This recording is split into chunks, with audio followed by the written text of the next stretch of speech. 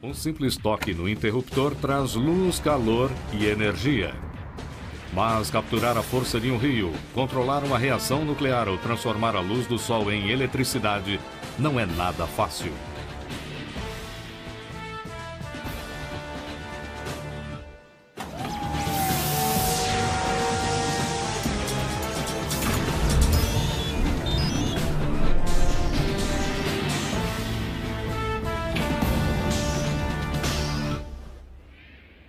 A eletricidade nos torna mestres de nosso ambiente, mas muitos de nós não a consideramos assim.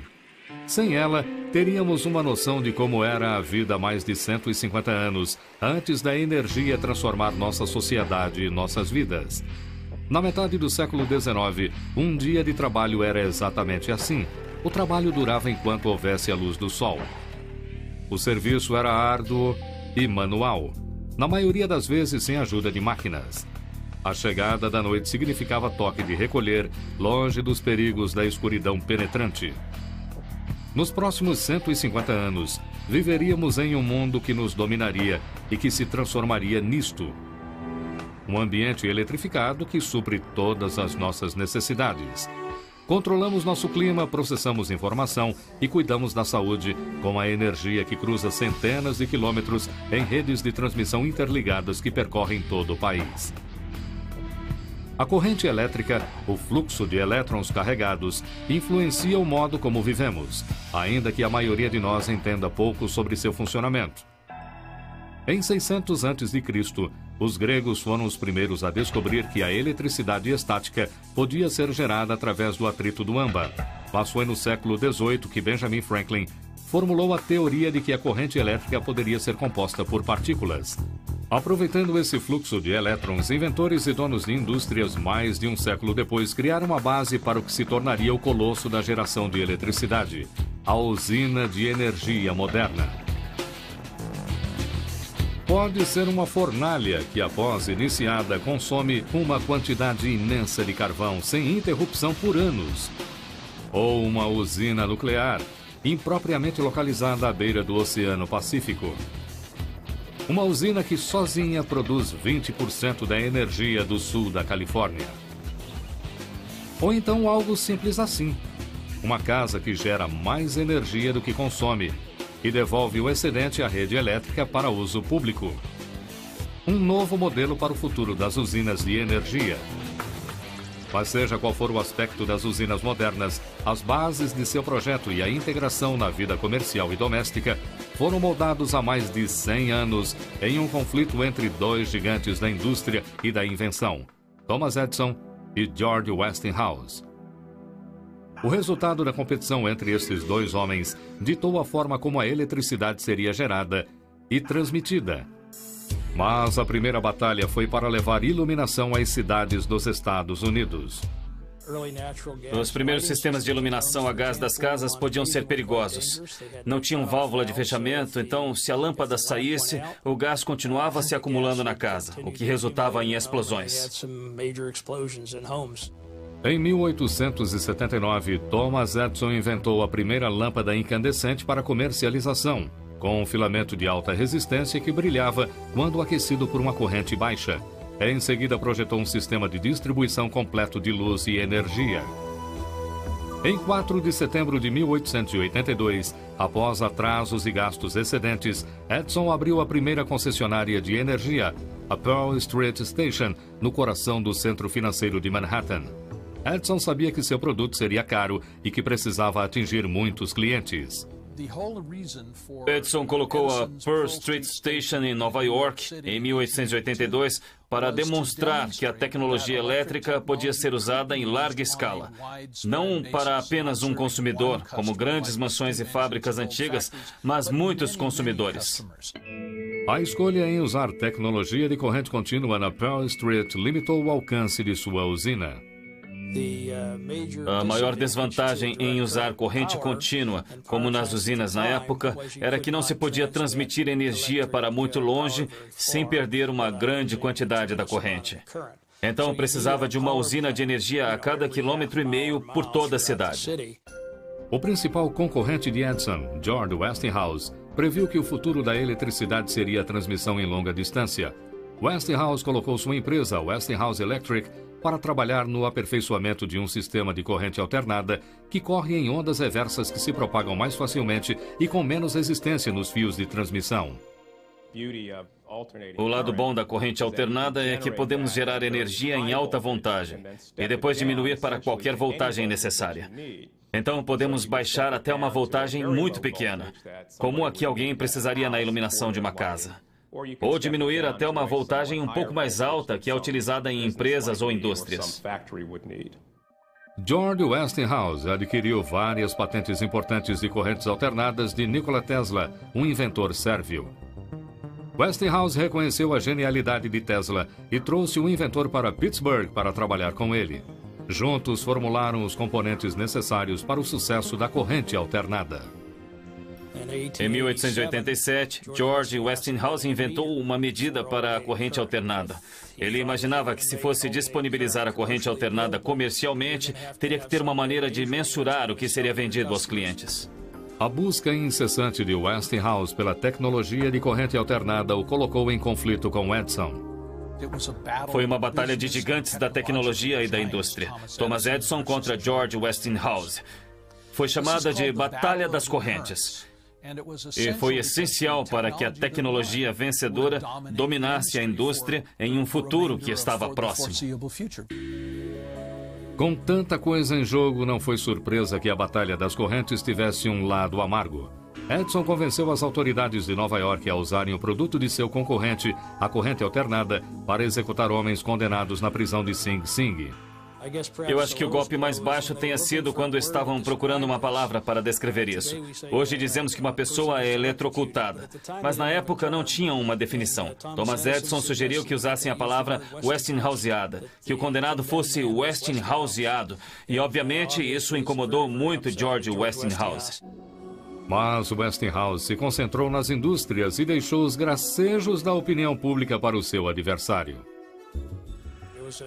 Em 1893, haveria uma grande feira mundial em Chicago e estavam reunindo propostas para iluminar a feira à noite, já que não havia outro evento em nenhum lugar do mundo com iluminação noturna.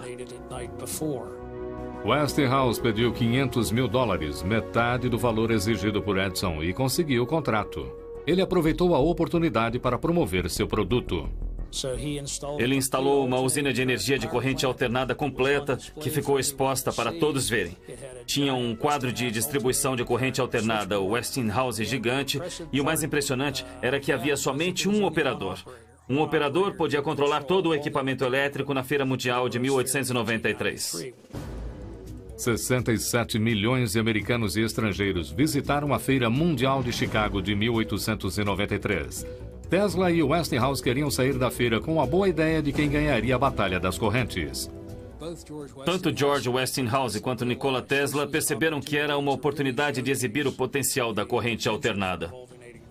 Eles tinham um grande letreiro escrito Energia, que à noite recebia a corrente elétrica e pequenos raios de luz iluminavam a palavra. Após o grande sucesso, Westinghouse estava preparado para seu maior desafio, competir com Edison pelo direito de construir a maior usina de energia no mundo. George Westinghouse fez a primeira quadra de tênis iluminada em sua casa. Tinha 1.500 lâmpadas e sua própria usina de energia. As Cataratas do Niágara. Há centenas de anos, o homem sabe que a força de uma queda d'água pode ser convertida em energia mecânica, a energia para mover moinhos. Mas, por volta de 1880, houve uma discussão sobre se as quedas deveriam ser aproveitadas com essa tecnologia antiga ou transformada em eletricidade e transmitida às indústrias e pessoas que precisavam de energia. Se olhar para as Cataratas do Niágara e seu potencial para gerar energia, era óbvio para muitos homens inteligentes naquela época que havia uma quantidade de energia tremenda nas águas das Cataratas do Niágara. Se pudesse ser aproveitada, faria muito pela indústria.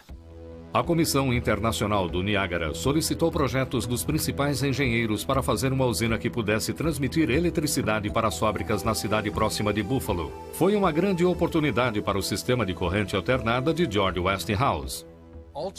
Por fim, a decisão em escolher a corrente alternada, que podia ser levada a longas distâncias, através de linhas de transmissão desde a usina, estabeleceu o uso da corrente alternada.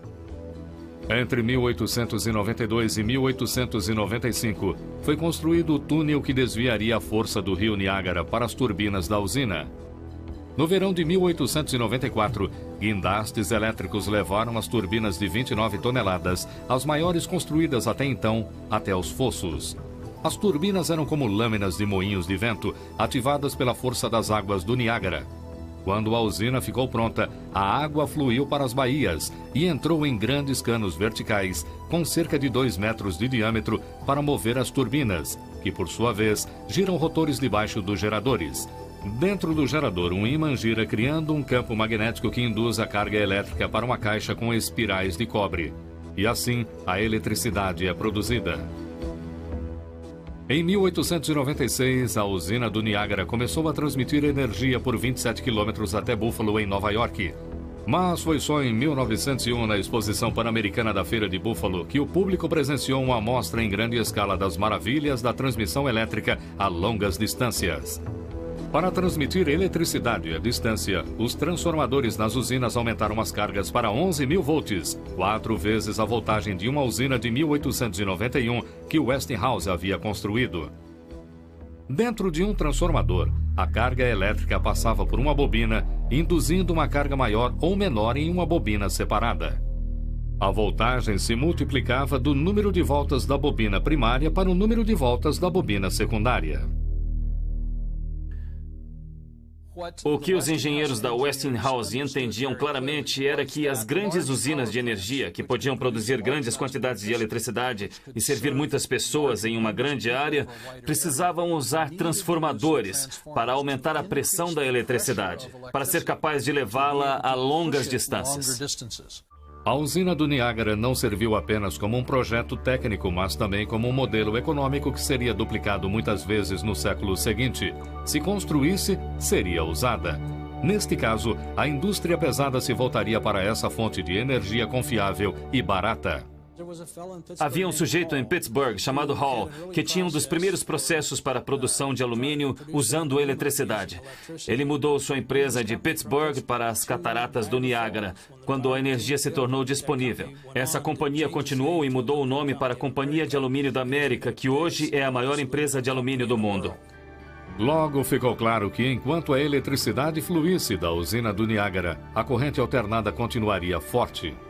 Depois do Niágara, até Edison trocou a tecnologia de corrente contínua pela alternada.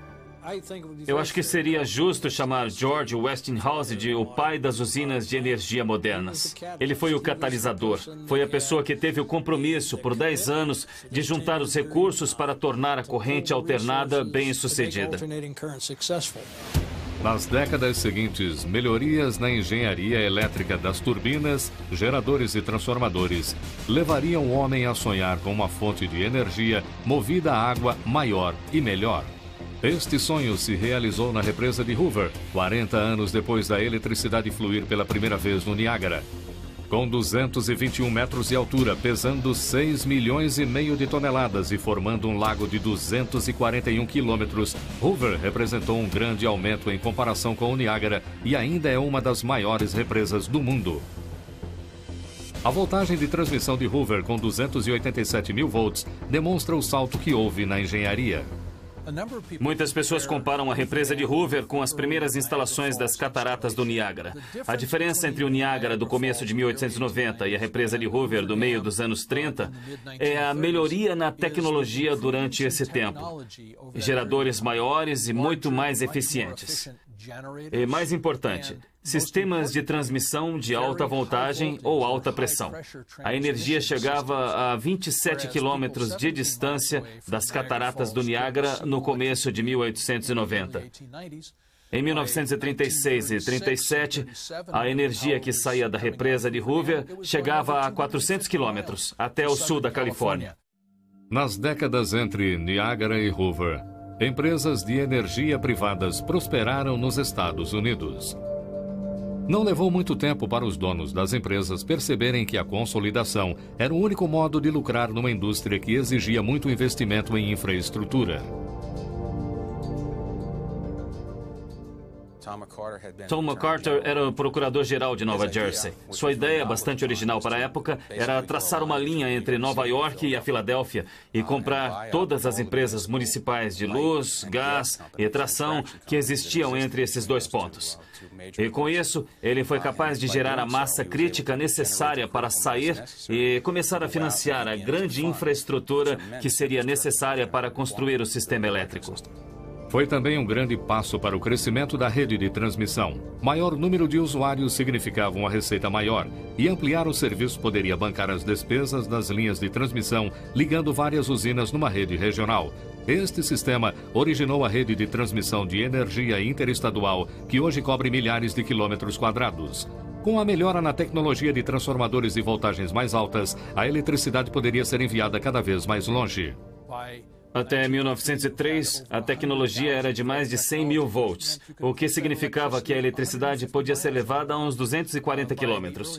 No começo dos anos 20, a tecnologia já era de 220 e 230 mil volts. Qualquer coisa num raio de cerca de 480 quilômetros da usina de energia podia receber eletricidade. O grande trabalhador dessa rede é a subestação de transmissão, como esta perto de Athens, Geórgia, onde é feito o trabalho de aumentar e diminuir voltagens. Nosso sistema de rede é baseado em cerca de 3 voltagens principais. E depois temos algumas voltagens menores para rotas curtas. Mas o sistema de rede é basicamente de 500 mil volts, 230 mil volts e 115 mil volts. O de 500 mil volts é um sistema interestadual.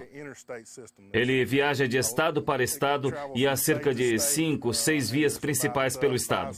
O sistema de 230 kV é parecido com o sistema de estradas americano. Possui mais rotas, mas ainda não é o que tem mais. O que tem mais é o de 115 mil, que é como um sistema estadual de estradas. Leva energia de cidade para cidade, para todas as cidades pequenas e médias e para outras áreas, para alimentar cargas diferentes. Os transformadores nas subestações alteram as voltagens para que a eletricidade possa ser roteada para onde precisa ir. Estamos na frente de transformadores de 230 para 115 kV. Esta caixona aqui. O transformador converte a voltagem de 230 kV para 115 mil volts e então fornece força para o barramento 115, que é enviado pela rede de 115 kV. A eletricidade flui pelas linhas de força de 115 kV e vai diminuindo ao se aproximar de seu destino, as casas. Este é um transformador de distribuição típico que serve uma casa. As linhas de distribuição têm 12 mil ou 25 mil volts. Elas diminuem para 120 a 240 volts para alimentar uma casa, para o uso de televisões, luzes, eletrodomésticos de uso diário. Esse tipo de uso diário constitui a principal demanda por energia deste século, conforme o consumismo e o desejo de conforto crescem. Para atender às necessidades elétricas da sociedade, o serviço público construiu as usinas necessárias.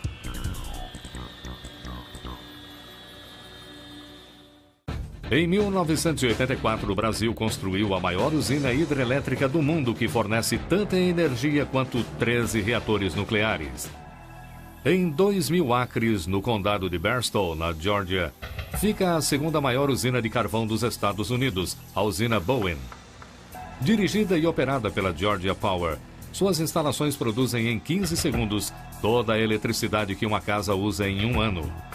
Com exceção das hidrelétricas em estados ricos em água, a maioria da eletricidade dos Estados Unidos é gerada por usinas de carvão.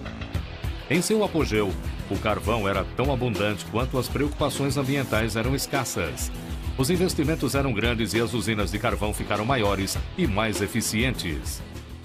As usinas de energia foram de pequenas indústrias artesanais para usinas de energia gigantescas. Elas pegavam o ciclo do vapor e tiravam cada grama de energia possível, fazendo isso de um modo eficiente. Basicamente, o modo de gerar eletricidade era pegar a água e, no ciclo mais simples, apenas fervê-la e criar vapor. E depois o vapor era pressurizado com a quantidade de calor necessária e colocado numa turbina. A turbina é um ventilador simples que, com o vapor em alta pressão, gira e move um gerador. Mas este ciclo de vapor gerava desperdício. Era preciso 5 quilos de carvão para produzir a energia necessária para deixar uma lâmpada de 100 watts acesa por 1 hora. É uma quantidade significante de carvão. Hoje, com as mudanças tecnológicas, somos capazes de diminuir e usamos menos de 1 quilo de carvão para produzir a mesma quantidade de energia. Foi preciso uma combinação de disciplinas para se aumentar essa eficiência. Engenheiros das usinas ajudaram a melhorar o processo, aumentando a eficiência térmica, descobrindo como usar o carvão de um modo mais eficiente. Metalúrgicos trabalharam nos canos para aumentar as temperaturas. O pessoal dos alimentadores se esforçou para produzir quantidades enormes de pressão. Tudo isso para fornecer energia a uma população em crescimento e indústrias que precisavam de mais força. Os engenheiros chamaram essa demanda de carga, e essa carga mudava de acordo com a estação e a hora do dia. A carga é a demanda elétrica de nosso sistema.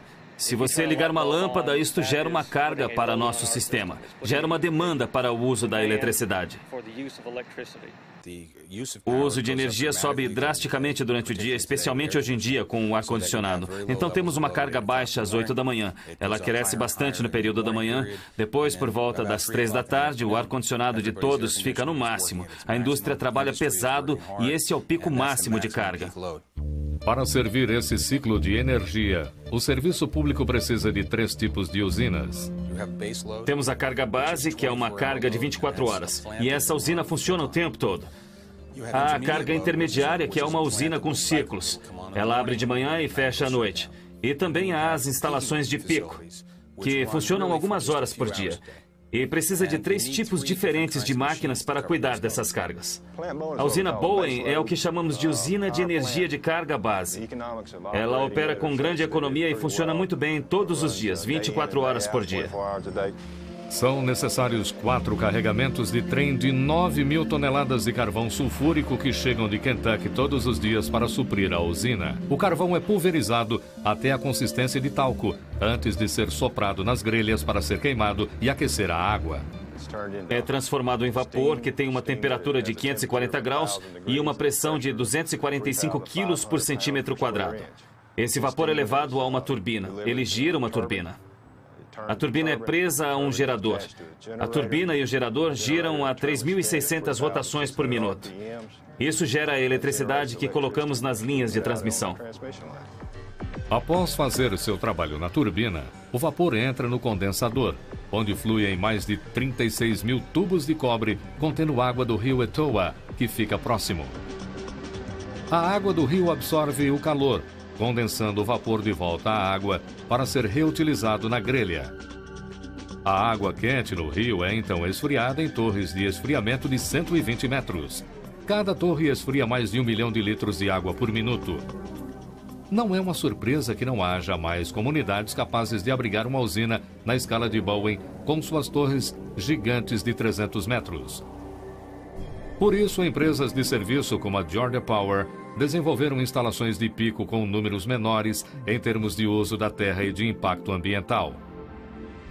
Usinas com turbinas de combustão, como a usina Dahlberg, no nordeste da Geórgia, queima gás natural ou petróleo ao invés de carvão em um motor a jato turbinado. O motor com turbinas a gás usa ar quente e não vapor para produzir energia. O combustível se mistura ao ar, é queimado e os gases expandidos movem a turbina. Quando a turbina gira, o processo é similar ao das usinas de ciclo de vapor. A tecnologia para este tipo de unidade, com a turbina a combustão, é bem parecida ao que você vê num motor a jato. O motor a jato tem um compressor, traz o ar para dentro, o queima e produz a energia que é usada na propulsão. Esta é uma máquina maior fazendo a mesma coisa. É como um motor a jato, só que poderoso. As 8 unidades da usina Dahlberg juntas produzem cerca de 600 megawatts de energia, menos que a potência de apenas uma unidade da usina Bowen. Como resultado, as turbinas são usadas apenas para produzir eletricidade complementar quando necessário. É usada para fornecer energia nos períodos do dia de maior demanda. Hoje, o mercado da energia e a pressão da sociedade por energia mais segura e limpa criaram uma demanda por usinas menores, que ficam bem distribuídas na paisagem. Isso está mudando a forma de uma indústria cujo lema sempre fora quanto maior, melhor. Construídas nos anos seguintes à Grande Depressão, as grandes usinas produziam mais energia. Mas nos anos 30 e 40, fazendas não tinham como usar essa energia. Afastadas e com alto custo para serem alcançadas, elas simplesmente não estavam na rede. Os investidores desse serviço não queriam pagar o preço de fornecer eletricidade para os consumidores rurais, porque teriam que encarar os custos de construir linhas de energia de até 160 quilômetros, que serviriam para apenas 4 ou 5 consumidores, sem retorno nos investimentos. O presidente Roosevelt e o Congresso fundaram a Tennessee Valley Authority em 1933 e a Rural Electrification Administration em 1935. Essas agências tinham o objetivo de levar eletricidade aos Estados Unidos rural, onde só 10% dos fazendeiros tinham energia. A Tennessee Valley Authority começou como um esforço de engenheiros do Exército para controlar enchentes, mas foi rapidamente usado como um modo de encontrar novas fontes de geração hidrelétrica nos rios da área. No total, foram construídas 42 represas para o sistema e um projeto de energia hidrelétrica massivo foi lançado, que alcançou uma capacidade total de 4 milhões de quilowatts nos anos 70. Nessa época, a missão das duas agências havia sido cumprida. 98% de todas as fazendas nos Estados Unidos tinham serviço elétrico. Após esgotar as possibilidades hidrelétricas das bacias dos rios, os administradores direcionaram sua atenção para outras formas de energia. Nos últimos anos, a Tennessee Valley Authority abandonou a base hidrelétrica e, na verdade, foi pioneira no aumento de algumas tecnologias movidas a carvão vistas hoje. E se tornou uma defensora ardorosa da energia nuclear nos anos 50 e 60.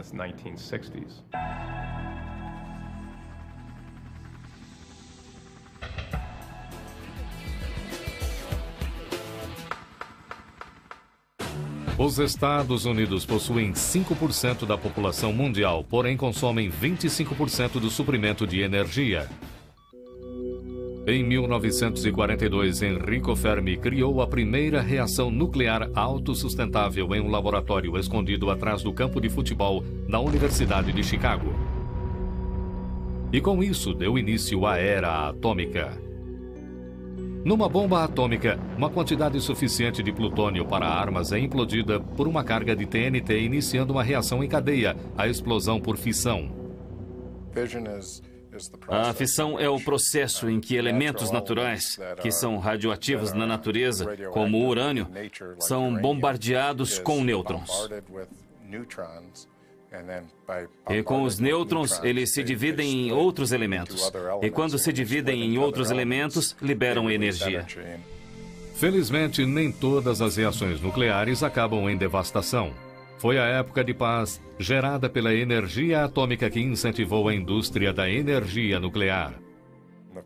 A primeira usina nuclear com recursos particulares e sem a ajuda do governo foi a Dresden 1, nos arredores de Chicago, em 1959. Se você pensa no Projeto Manhattan, na bomba atômica e no fim da Segunda Guerra Mundial, o avanço da tecnologia nesse período de 10 a 15 anos foi bem intenso.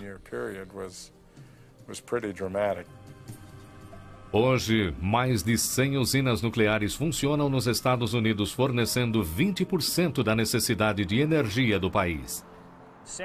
San Onofre é o que chamamos de usina de energia de base, o que significa que ela opera 24 horas por dia, 365 dias por ano, em potência máxima. No caso, cada um desses reatores tem pouco mais de 1.100 megawatts de energia. A estação geradora de energia nuclear San Onofre, no condado de San Diego, Califórnia, fornece energia para 2,5 milhões de lares e negócios. O combustível é o urânio. O urânio tem a habilidade natural de fissionar, o que significa que o núcleo do átomo de urânio pode literalmente se dividir. Quando isso acontece, libera uma pequena quantidade de calor, mas também libera nêutrons adicionais.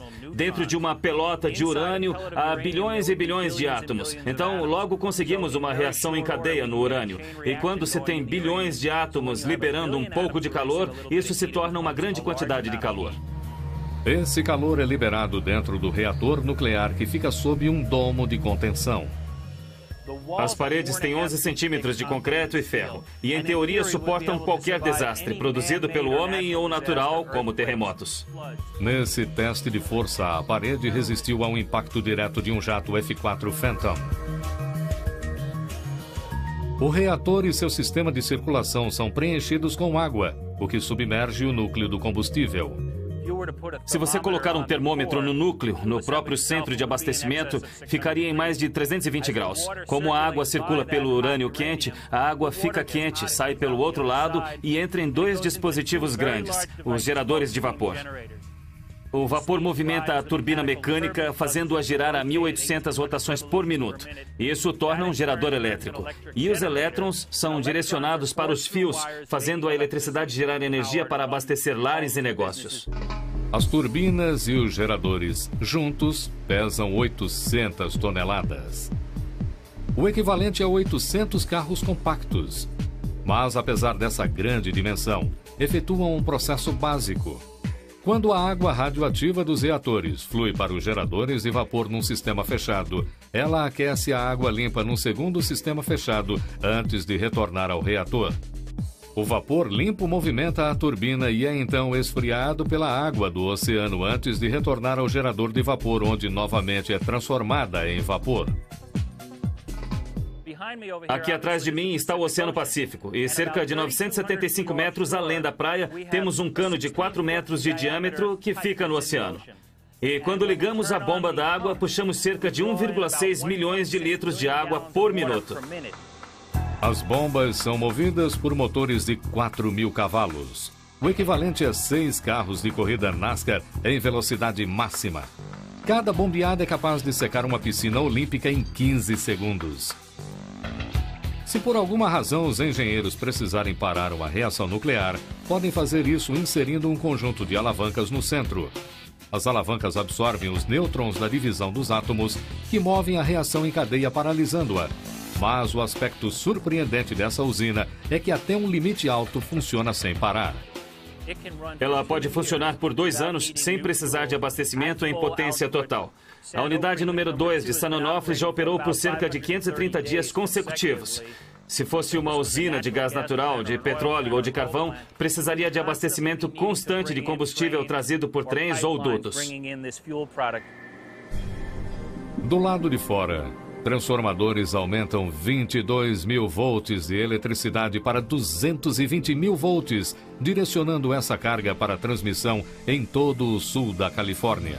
Apesar de a energia nuclear ser uma tecnologia relativamente nova e aparentemente bem-sucedida, ainda tem que se recuperar de um acidente em Harrisburg, na Pensilvânia. O evento mais significante que já aconteceu na indústria de energia nuclear americana, do ponto de vista da segurança, foi o acidente da ilha de 3 Mile, em 1979. Lá havia um reator novo em folha, com operadores recém-contratados. Às 4 da manhã, por causa da combinação de erro humano e projeto mecânico, o âmago dos reatores, o urânio, ficou descoberto por várias horas. Sem nenhuma água para manter o urânio frio, o urânio se aqueceu demais e se fundiu. Provas sugerem que os prejuízos por causa do acidente foram baixos, mas a reação pública foi imensa. Desde então, nenhuma usina foi construída. Mas muitos defensores da energia nuclear prevêem que a indústria vai voltar à cena. Haverá um renascimento da energia nuclear. A questão não é se vai acontecer, mas quando. E os defensores sugerem que a questão de que tipo de lixo queremos no meio ambiente pode ser o argumento mais convincente da energia nuclear. A energia nuclear nos Estados Unidos fornece cerca de 20% da eletricidade em todo o país. Essa quantidade provavelmente surpreenderia muita gente. Esses 20% evitam a emissão de cerca de 177 milhões de toneladas métricas de gases estufa, que seriam emitidos na atmosfera se esses 20% de energia nuclear fossem substituídos por carvão ou petróleo. Eu diria que nos próximos 10 ou 20 anos veremos a porcentagem de energia nuclear subir, porque esse é um bom modo de lidar com a questão do aquecimento global. E não há nenhum lixo sólido, além do lixo radioativo, que temos que lidar. Mas eu sinto que descobriremos um jeito de lidar com o problema. Talvez. Mas as 3.000 toneladas de combustível usado que a indústria produz a cada ano não têm um lar permanente e são armazenadas nas usinas nucleares que o produzem. Como esse lixo continua radioativo por milhares de anos, não é surpresa que a maioria dos políticos continue a dizer "não no meu quintal".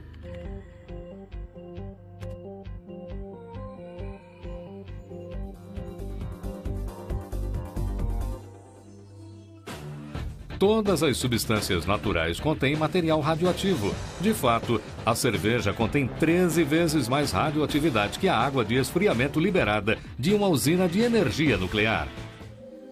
Apesar da história das usinas de energia ser em sua maior parte de crescimento e triunfo tecnológico, o futuro da geração elétrica pode ser incerto. O que está claro é que chegamos a uma encruzilhada onde as preocupações ambientais, o consumismo desenfreado e os limites tecnológicos se encontram. O tamanho de uma usina de energia está restringido a cerca de 1.000 megawatts. Eu estava pensando na razão do limite ser esse. A caldeira numa instalação a carvão é do tamanho de um prédio. Tem 11 andares de altura. Hoje em dia, há lâminas de turbina que, em alguns casos, têm 4 metros. A velocidade de algo com 4 metros girando a 3.600 rotações por minuto começa a ficar supersônica. Hoje, as necessidades elétricas do país são abastecidas por redes de energia regionais interconectadas. Em teoria, isso garante que a energia flua para onde há necessidade. Na prática, essas redes ficam sobrecarregadas para atender a demanda. No momento, há uma série de redes regionais. Teoricamente, podemos mover energia do Texas para a Califórnia. Contudo, pode haver apenas um caminho bom para se fazer isso. Mas numa situação ideal, seria bom haver mais opções para isso.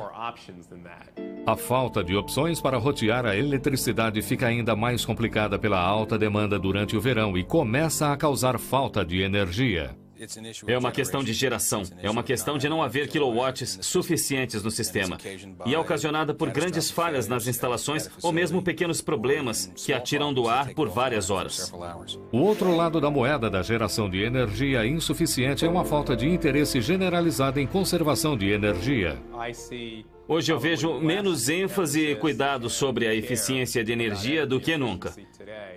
Eu nem consigo lembrar de pessoas que eu conheço que desligam as luzes quando não as estão usando. Aqui no meu escritório, eu não posso desligar as luzes de minha sala ou de outras salas. Mais de um terço da população mundial não tem eletricidade hoje. E não existem pessoas que não queiram eletricidade. Então é sempre mais carga vindo globalmente. Nós temos que nos perguntar, como sociedade, como criaturas na Terra, como fornecer essa carga. E isso não pode ser feito se queimarmos combustíveis fósseis. Quando falamos sobre as implicações ambientais da criação de energia, temos que olhar para o tipo de combustível primário. Se estamos falando de petróleo, estamos lidando com um N20, ou óxido nitroso. Lidamos com metais que estão no petróleo. Quando lidamos com carvão, lidamos com a emissão de partículas e, em alguns casos, com traços de elementos de metais pesados. E lidamos com a emissão de partículas, que é quase uma poeira que sai do carvão. Os riscos à saúde vindos dos metais pesados e da emissão de partículas são poucos em comparação às implicações globais do aumento do dióxido de carbono em nossa atmosfera. O dióxido de carbono é o resultado direto da queima de combustível fóssil. A concentração desse gás tem aumentado drasticamente na atmosfera desde o começo da Revolução Industrial, aquecendo nosso ambiente e nos ameaçando com mudanças de clima catastróficas. Diante de um ambiente deteriorado, claramente precisamos procurar uma fonte de energia limpa. Mas qual? Felizmente, o centro da Terra é bem mais quente que a superfície. E a interação desses gradientes de temperatura chega muito perto da superfície em muitas partes do mundo. E isso pode ser usado para criar um fluido quente ou criar vapor que moveria as turbinas convencionais. Em uma usina geotermal, poços são cavados centenas de metros abaixo da superfície da Terra, em reservas com temperaturas de 180 graus Celsius ou mais. Apesar de a Mãe Natureza fornecer o calor, as fontes geotermais, como os geysers, não estão em todos os lugares e nem são limpos. Há alguns problemas. Primeiro, é difícil localizá-los. Não há nenhuma região norte que se saiba. Então, temos dificuldades em usá-los aqui. Com as instalações geotermais, o poluente primário é o sulfato de hidrogênio. Com isso, o problema é pegar o sulfato de hidrogênio, capturá-lo e encontrar um jeito de lidar com ele quando capturado. A tecnologia por trás do uso do vento é elegantemente simples e, como resultado, a energia eólica é uma fonte de energia renovável em expansão. Colocamos um ventilador no vento e, quando o vento gira o ventilador, gira o motor e produz energia. Pode ser simples, mas estes ventiladores modernos utilizam a mesma aerodinâmica que levanta os aviões do solo. Das limitações que existem para aproveitar o vento, a primeira é que temos que ter uma fonte de vento. E enquanto há locais no país com muito vento, onde podemos fazer isso, não é sempre que as pessoas querem ver centenas de turbinas construídas. A tecnologia mais futurista, a fusão, combina dois núcleos atômicos leves para formar um único núcleo mais pesado. Isso gera níveis de calor similares ao estado de plasma do Sol. E assim como o Sol, libera uma quantidade incrível de energia. Apesar dos níveis de calor encontrados no plasma serem difíceis de controlar na Terra, o vasto potencial da fusão tem encantado alguns e amedrontado outros. Esse é um tema para os cientistas egocêntricos que acham que podem pegar as forças mais cataclísmicas que o homem conhece e lidar com elas. Contudo, há um modo menos dramático de capturar a energia do Sol, a energia solar. Mas, nesse caso, o debate a respeito dela não é sobre segurança e sim sobre eficiência. Mesmo em áreas do país onde o sol brilha bastante, como no deserto, no sudoeste, a tecnologia ainda é muito atrasada na capacidade de suprir as grandes usinas de carga base, como as de carvão ou as nucleares. Por exemplo, para substituir uma usina nuclear de médio porte, teríamos que usar mais de 1.000 metros quadrados de painéis solares com a tecnologia de hoje. Os defensores solares dizem que isso não é um problema tecnológico, mas do conceito de usinas de energia gigantes e centralizadas que limitam a eficácia solar. Talvez as usinas de energia do futuro se pareçam com algo assim, uma casa na costa de Maine que gera mais energia do que consome. Essa casa incorpora energia solar termal para o aquecimento da casa e da água, e eletricidade solar para os produtos elétricos. Os painéis são integrados para formar a cobertura do telhado ao sul. E a casa funciona em termos de aquecimento. A água quente e a necessidade de energia elétrica com a energia recebida sobre o telhado. A casa faz mais do que se sustentar. Ela contribui com a necessidade de energia da comunidade. E seu dono, William Lord, tem muito orgulho desse fato. Produzimos nossa própria água quente e nossa eletricidade. Na verdade, geramos mais eletricidade do que usamos. Então, o processo de se encaixar no meio ambiente é contínuo em nosso caso e não é prejudicial. A energia solar não causa apenas um sucesso ambiental, mas também econômico. Temos 2 medidores na casa. Um mede o excesso de energia que exportamos para a companhia de energia e o outro mede o quanto de energia usamos da companhia de energia. E no Maine há algo chamado de medição de rede anual. E o resultado é que basicamente não pagamos pela eletricidade anualmente. Quando construímos nossa casa solar, não percebemos que estávamos criando um evento. E ainda funcionamos como um lugar onde as pessoas podem aprender sobre a energia solar. Recebemos muitos visitantes. Além disso, temos o website. O site Maine Solar House recebe mais de 1 milhão de visitas por ano. Esse mês eu vou ver uma casa no porto de Kennebunk, aqui perto. Até o ex-presidente dos Estados Unidos, George Bush, tem painéis solares termais no telhado. Eu acho que é uma grande esperança para todos, porque claramente é o melhor modo de produzir energia. Afinal, a energia solar não polui. A conversão direta de energia solar em eletricidade, com suas taxas, é o método mais benigno para o meio ambiente de se fazer eletricidade. Isso, associado com outras medidas de conversão, como a conversão de energia eólica e a energia hidrelétrica, podem ser combinadas para gradualmente substituir os sistemas convencionais e construir uma economia de energia duradoura, baseada no renovável. Não é uma questão de acontecer ou não, mas quando.